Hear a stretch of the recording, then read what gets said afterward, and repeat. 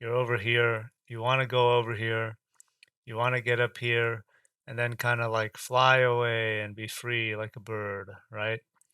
You're flying, you're spreading your wings, you're going and doing what you want to do. You're free. You're free to do whatever you want to do. Only problem is that you're in a cage.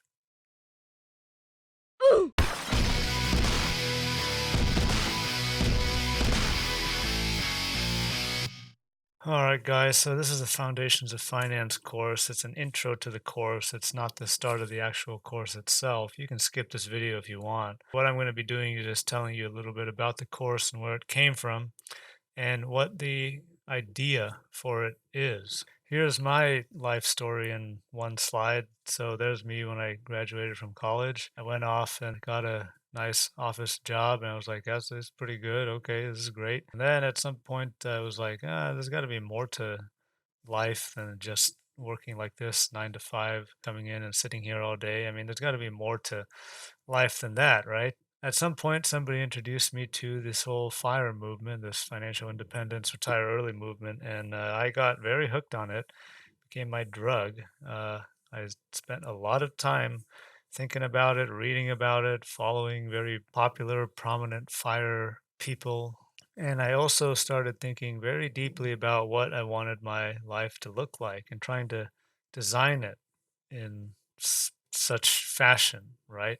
Basically, planning out what I thought would make me happy and live a fulfilled life. You know, at the end of life, I would look back on it and say, oh, okay, yeah, that was fulfilling. Great, great job. So I basically I put a lot of effort and time, and I formulated my life around reaching financial independence so that I could, retire early and do whatever I wanted.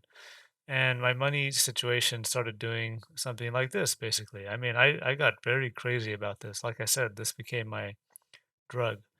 I got my savings rate up to like 85 or more percent. Now that's freaking insane. I mean, who does that? Well, other people do that, other insane people just like me. They're out there, but that's what I did. So my money started going, doing something like this. It was, it was on a good trajectory, upwards, even though there was drops and market corrections and whatever. Still kept going on an upwards trajectory because I was just pouring so much of my savings into investments. At some point, though, the fire got extinguished. Somebody came and used a fire extinguisher, and also some of the people I was following, they reached their fire goal. They quit their jobs and they did what they wanted to do. And 2, 3, 4 years later, they were not happy. You could hear it in their voice. They were like, "Is this all there is to?" So, it's the same kind of feeling that I had there in the beginning after my first job at the large enterprise software company out of college. So then I thought, wait a minute, I don't know if I actually want to do this anymore. So I did what any rational, sane person would do. I quit my job and retired for 1 year. And that was the idea, to retire for 1 year and see how I liked it. So then I could decide, do I actually want to retire early or not? Kind of like a trial run of retirement, if you will. So, I retired early. I did some different things. I got kind of bored during retirement, so I did some different jobs and whatnot, and did this and that and other kinds of things. I traveled a little bit, and then um, got involved in some other types of businesses and a little bit of crazy stuff. And then the idea for Righteous Finance came along about in the middle of my retirement. And then the idea for the course came along sometime after that. And the idea for the course, Foundations of Finance, here is to take all the complicatedness and fear and anxiety and confusingness and all that stuff and adjectives that go with personal finance, take it all and kind of just get rid of it, simplify it, give you a step-by-step process to follow so that you can, move to the right side of this picture, right? It's very blah, blah, blah, fire over there, and over on this side is very like kind of tranquil. Not much happening here. It's just, this guy who's just come out of the red here is kind of like looking around like, this is kind of nice, I guess. So that's the idea, right? You came from over here on the left, all right? It's all very confusing. It's scary. People are yelling at you. You turn on the financial news because that's what you think you're supposed to do. And you listen to that guy yell and scream at you. and you try all different kinds of things. And it's very confusing. I mean, and money has become very confusing. Personal finance has become very confusing for some reason. People look at this stuff, even though it's very simple and straightforward, people look at it and they turn away and they don't want to look at it anymore. They want to kind of run away from it. And I think that's by design. I think really it's by design. And it's a very ingenious design, if you ask me. I mean, it's great. It keeps people ignorant. It keeps them thinking that their financial problems are the problems and they want to win the lottery so that all their life problems are going to be solved. I think it's a very ingeniously designed system to keep people enslaved. And you'll never guess who's behind it. You'll never guess who's behind it. But anyway, the idea was to take people out of this craziness over here and move them over to the right, you know. So this guy down here, right, that guy is the one who's trying to get things together, and he's trying really hard. He's trying to push it up, and then something happens, right? And then he has to grab the life preserver from the credit card, and it brings him back into here, and then it all goes away again. But anyway, here's you right here. You see that? The guy standing there with the mirror. That's where you are right now. That's you. That's you. That's you. That's you at the start of the course.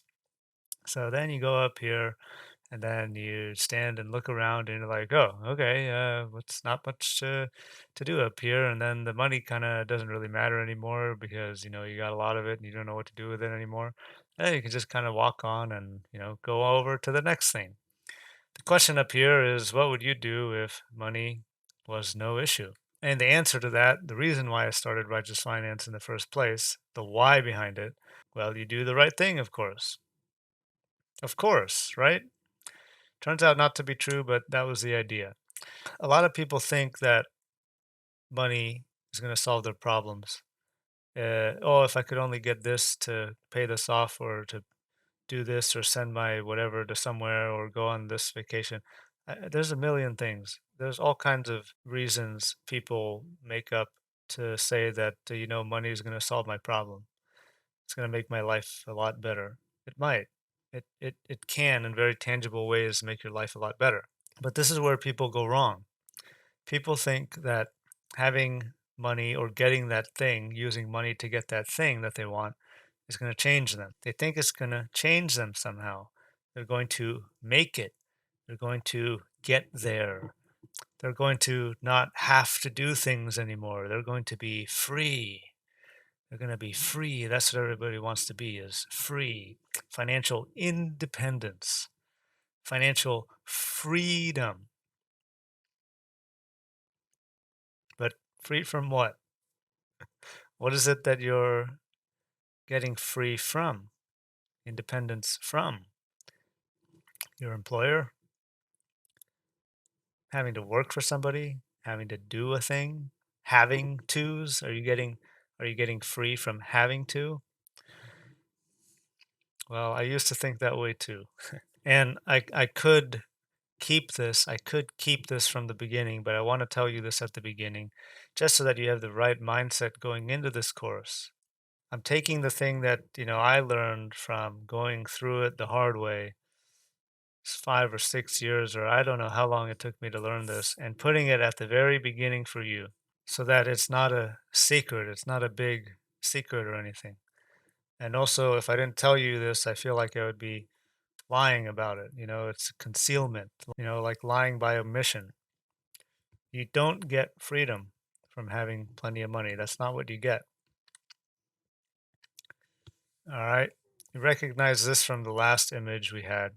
You're over here. You want to go over here. You want to get up here and then kind of like fly away and be free like a bird, right? You're flying, you're spreading your wings, you're going and doing what you want to do. You're free. You're free to do whatever you want to do. Only problem is that you're in a cage. You're in a cage. Whoops. You're going to fly around in circles, but the amount that you can fly in any direction is limited. So there's that issue. The world is a trap. I don't know if you knew that yet, but the world's a trap. You can't get free that way. Money is not the thing that frees you. So let's go back here. And let's look at these guys, right? This guy is over here. He just got to positive territory. This guy is thinking, well, I guess I can do what I want now. And then the money sort of fades away. It doesn't become an issue in your life anymore. And then this guy's ready to make a leap of faith or something like that. And then this guy is doing a silly walk over here, and here he's turned into SpongeBob, and this guy is ready to step into the next thing. When I designed this graphic, the way I designed it was that there is something after this. There's something after this image where this guy is going into. That was my idea for it. But now I see it is so perfect because there's nothing here. That's it. It's a wall.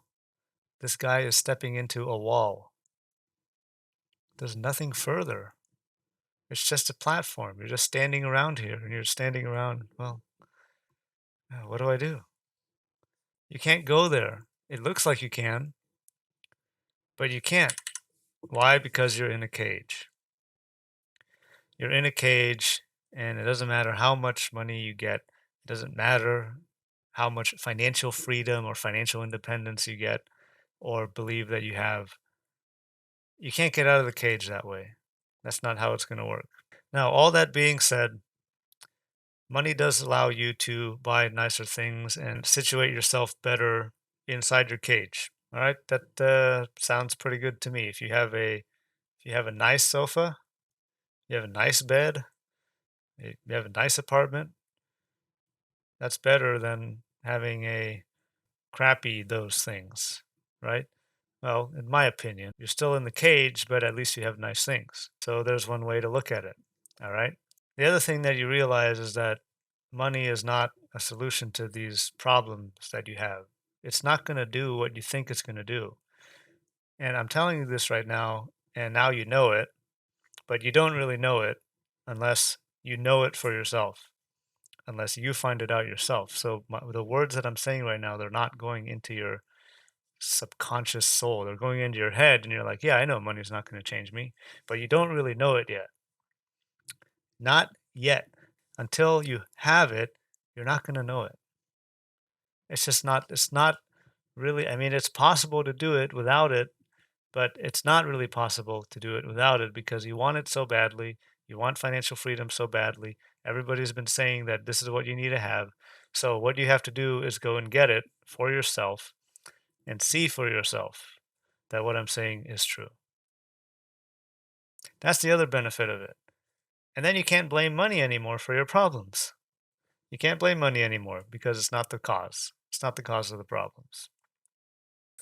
All right, guys, that's the introduction to the course. Next, we're going to talk about the program. See you.